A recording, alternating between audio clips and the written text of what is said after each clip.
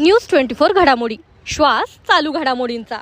वाघचौरे तर आले ना परवा शिर्डीत, स्वागत केलंय. जे आडवे येतील ना त्यांना आडवायची आमची पण तयारी आहे, त्यांना आडवं करायची आमची तयारी आहे. ज्यांना आडवायचं असेल ना त्यांनी तयारी करावी आडवायची, त्यांना आडवं करायची तयारी आम्ही केलेली आहे.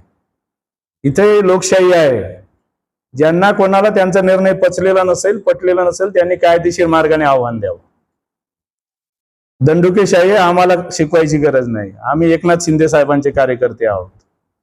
त्यामुळं कोणी आडवा आडवीची भाषा करत असेल तर त्यांना जशाच तसं आणि त्या ठिकाणी ठोकण्याची भाषा केली तर ठोकण्याच्याच तयारीने आम्ही उतरू. प्रवेश म्हणजे फक्त बेरीज आहे की विकास आहे?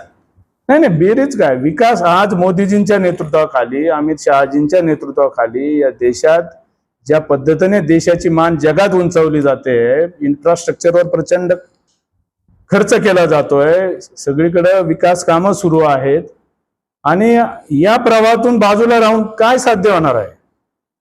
आणि म्हणून हे लोक येत आहेत. असं नाहीये की बेरीज फक्त बेरजेचं काय, आम्ही बहुमतात नाहीत का? केंद्रात बहुमतात नाहीत का? आम्ही कुठे नाहीत बहुमतात. आणि एवढी घाई नाही झालेली आम्हाला की 2/3 बहुमत मिळालं पाहिजे.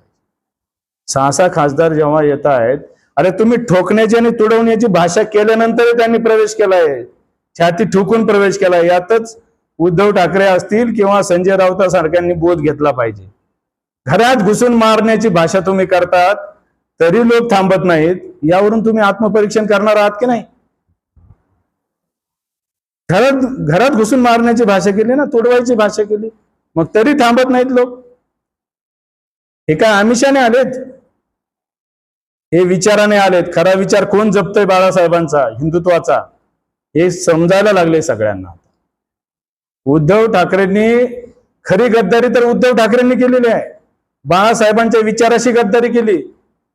दस्तूर खुद्द आदरणीय हिंदू हृदय सम्राट, ज्यांचे कोट्यावधी अनुयायी आहेत हिंदू या देशात, या जगात, या राज्यात, अशा आपल्या आदर्श पित्याच्या विचारांशी गद्दारी केली उद्धव ठाकरेंनी. म्हणजे खरा गद्दार जर कोण असेल ना महाराष्ट्रात तो उद्धव ठाकरे आहे.